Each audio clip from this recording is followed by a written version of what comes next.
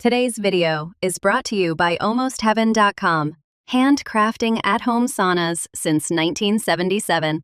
Want better sleep, less stress, and faster recovery? Now's the perfect time.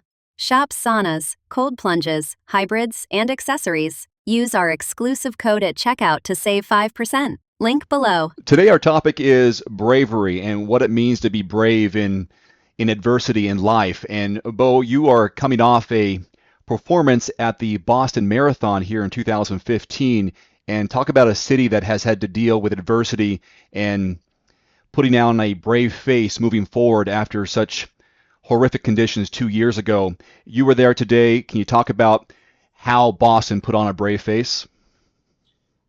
Absolutely. And Dave, thank you again just for taking the time to talk through this. And, I think before we get into the heart of the matter, I kind of want to take a step back and just acknowledge the incredible individuals who have staged yet again another fantastic race on what is Marathon Monday in Boston. And sure, I crossed the finish line a couple hours ago. I've got the medal to prove from it, but that's just a very small part of the greater story that's at work here in Boston on this very day. I mean, literally, I just went down to the lobby of the hotel and saw a couple people coming in just shivering cold. Of course, ladies and gentlemen, we didn't let you know, in case you weren't aware, it's rather chilly and windy and wet in Boston for the 119th running of the marathon. But I think before we move any further, we would be remiss if we didn't bring up the catastrophic events of 2 years ago, where tragically there was a bombing. People did lose their lives, but not only that, they were significantly scarred from just a horrific experience. And terrorism, be whatever it is that it may, it's an act of cowardice, and it's in exact contrast to our topic for today, which is bravery. And before we get further into bravery, and I just want to commend those who made this race possible today. I also want to thank the families of those who were personally affected by the bombings of 2 years ago, and for being brave enough to move on with their lives and just to not hold on to bitterness and to resentment for the race in and of itself. Because bear in mind, that was a catastrophic event that unfortunately claimed the life of a few, and if not permanently disabled, several others. So it's certainly not to be taken lightly. But the fact that the marathon did go on and people are still crossing the finish line as we speak, is a great lead-in to our topic of today, which is bravery. So if we think about bravery, and Dave, I don't know if you can relate, but when I think of bravery, I think of Mel Gibson in Braveheart, or Russell Crowe in Gladiator, these epic, real man type movies. And sure, there's certainly bravery that's evident on the surface in those motion pictures that are taken from historic periods in the past. But, I guess more simply put, bravery is just simply doing what you don't feel like doing. We talked last week about feelings, and that feelings aren't necessary. I think we use the analogy of the train and the caboose, where you regularly see trains moving down the track with a steam/conductor engine, but you often see trains without cabooses. Cabooses aren't necessarily needed for the trip to make a successful journey. And I would also echo that sentiment with feelings. And when you get down to it, feelings are a choice. So choosing to be brave is something that is up to you every single day that you wake up. You have decisions to make that have to be made that aren't necessarily going to feel great. For example, you may walk into the office and encounter your boss sooner than you would have liked to. And he brings a certain circumstance to mind that occurred in the last week or two where you were called to action and it didn't necessarily come to pass. And you have two choices. You can accept responsibility and act out in bravery, or you can simply defer or look for an excuse or even look to blame it on someone else. So, I know I'm kind of getting long-winded here, but bravery is essentially a choice to do what doesn't always feel good, what doesn't always feel like is comfortable. And again, comfortable is a word that I'm not too fond of, and I think you could agree is the same. But bravery is choosing to face your situation, responsibility, and the consequences that come with whatever decisions you make on a consistent basis. I think bravery is also synonymous with courage, and it can be in the face of even something very minor to something extreme. Even the phrase of the hashtag Boston Strong. That's a level of bravery and courage that athletes step out on the course to face something that is unknown or in the face of challenges. And in this case, the bombing from 2 years ago and being brave enough to put yourself out there. And I know there's security involved, and ever since that race, unfortunately, security has been ramped up around many of these larger sporting events where populations are in the tens of thousands. So give us examples of some small acts or small examples of bravery in everyday life.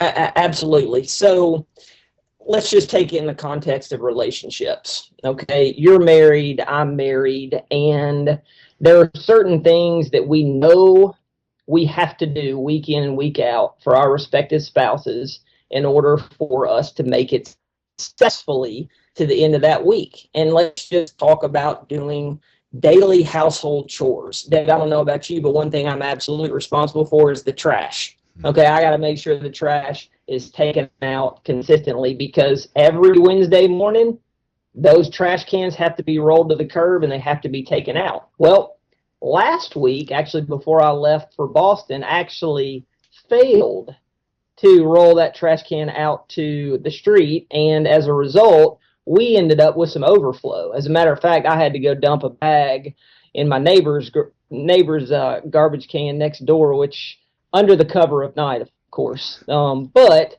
this was because I did not take responsibility for the actions that needed to be done. And that's just simply emptying the waste baskets throughout the week on a consistent basis because I know that's my responsibility. I did not accept it last week, and as a result, there were consequences. Okay, so the point that I'm trying to make here is that our feelings will often interfere with our conscious decisions that we've made to carry through with our responsibility. You think about carrying through. When I tell you that I'm going to do something, I've created an expectation in your mind. And for me to do anything but follow through with that to a T would be an act of cowardice, because not only have I lost trust in your mind, I've disappointed you, I've let you down, and ultimately I did not do what I said I was going to do, which is a matter of integrity. And so integrity, doing what you say you're going to do, even long after the feeling you said it has last. That would be another application of bravery. Perhaps another would be your wife encounters someone out in public that she has less than an ideal interaction with. She gets her feelings hurt, and as we know that our wives like to verbalize, is that we listen not only sympathetically but empathetically, and we, as much as we can, try to resist our nature to want to fix it or to suggest another course of action, and we simply listen. And by listening, we allow our wives to feel better about the situation that just occurred, which hints to our bravery in leading her down that path. Hey, it's okay. I understand that you had an unfortunate conversation today. Tell me more about that. And as she expresses that, she starts to feel better and better about herself. Bravery is making a decision to lead with the possibility of you yourself being inconvenienced or being wronged in any way. So taking that burden off that, and it doesn't necessarily have to be your wife. It can be a coworker. It can be a friend. It can be anyone where you accept responsibility that might not have otherwise been yours. At the very least, doing everything not to avoid what could be perceived as your responsibility. I see bravery as standing up for the right thing. When you see something, whether it's inequity, and you say, I need to show, as an example, this is the right way to do it. And I also see a correlation, or maybe it's a cause and effect, between bravery and fear. Can you maybe expand on how someone can exhibit bravery in the face of fear? Absolutely. So we've all heard it said the best way to overcome your fears is to face your fears. And, I kind of think that's a little bit of a cop-out, particularly in a sense when you do not necessarily have an inside working knowledge of truly what's going on in a person's life. Let's just take fear of heights, for example. Okay, that one's easy. How is the fear of heights acquired? Well, we might not have known in that person's particular childhood, perhaps they fell out of a tree, or they came very close to crashing in a plane. These are all legitimate fears where we talk about fears of snakes or spiders, as more of petty things. But what if someone got bit by either one of those animals? Again, so I don't want to undermine the fear in the moment, but I think a better way to overcome the fear is to bring it to light. In other words, not to keep it in, to share regularly and consistently with those around you. Because Dave, what that does is when you're consistently sharing your fears, you are setting yourself up for accountability, because you're bringing that up creates an awareness. Dave, if you and I together and I said, Dave, I am terrified of lake water because I can't see the bottom. Well, you know that about me. So if we're swimming together, you can't just bowl over the feeling or the fact that I have a fear of lake water because I can't see the bottom. We start to hash it out. You said, Dave, Bo, you may ask me, why is it that you fear the lake? And I may tell you, well, I almost drowned when I was 6 years old. I got dropped between two boats at a family reunion, and my dad had to swim down and pick me up. So you're like, okay, well, I can see that. But is there really more to it than that? And could you and I, next time, could we go to the lake near my house? Could we start by wading in at our ankles and then go a little bit deeper and then a little bit deeper? And ultimately, you can see that swimming in a lake is just like swimming in a pool or an ocean. It's just getting comfortable with being uncomfortable. But you can't just do black or white. I can see a lot of different elements come into play here, whether it's trust, courage, in the face of some of the unknown, and having bravery, or at least following someone else and trusting in them that they're brave enough to get you through it if necessary, and you trust in them, and develop maybe some bravery of yourself, even if it is 1 foot at a time, ankle deep. Maybe I get down to knee deep, and then I'm building up that confidence and becoming braver by the moment or by the experience. Absolutely. So, coming full circle here as we bring this talk to a close is how to be brave. Well, bravery has everything to do with confidence, with assurance, with past experience, but that just doesn't come second nature to everyone for all things. We all have our particular area of focus. So, David, one in particular as an example is your mastery of social media with YouTube, with Facebook, with Google. You do an outstanding job of creating an online presence. Well, when you and I first sat down to discuss this idea, I was a little intimidated. I was a little scared because I'd never done it before, but I knew that you had. And one thing that I said to you very early on is that I will do exactly as you tell me to do because I believe that you have my best interest at heart, because I believe that you are walking down a path that I too want to walk. And I would have no other reason but to trust you because I know that you care. So in a way, you are bravely leading me into uncharted territories, trusting that I will, it's only a matter of time, acquire this confidence in my new ability to do likewise. Doesn't mean I have to master it to the same level that you do, but it does mean that I have to get confident in it enough to leave the friendly confines of my comfort zone, which at this point is nothing. So this is our second recorded talk, and already I'm feeling more confident because you are bravely leading me in an informal question and answer format, but it just as easily could be applied to our shared sport in triathlon. When new participants express interest, that we gently lead them to the pool, not the lake, the pool.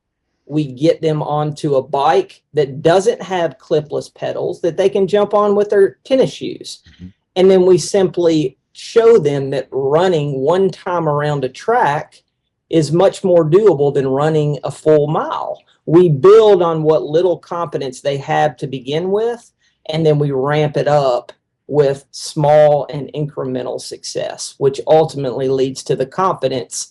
Grand scheme of things, closing it out, you have bravely led me to a new level of courage that I can base on confidence that I didn't have before I encountered your bravery. Well, I think what you're talking about is also a great give and take and trust relationship between two individuals, whether it's a coaching and mentorship or a student teacher and that kind of thing. Because there are things that I'm learning from you that I seek your advice from because I know you've been down a certain path and that I'm not quite brave enough, but I know that you have that bravery that I am trying to channel and harness within myself. So. Not that we're going to get into a thank you fest or a admiration fest, but I see that in you, and so thank you. Well, David, it's absolutely an honor to do it, and I think that's rooted in our friendship. But just a more wide, I guess, a wider application of that is just in the term encouragement. Where if you think of it at its very root, it simply means to give courage away.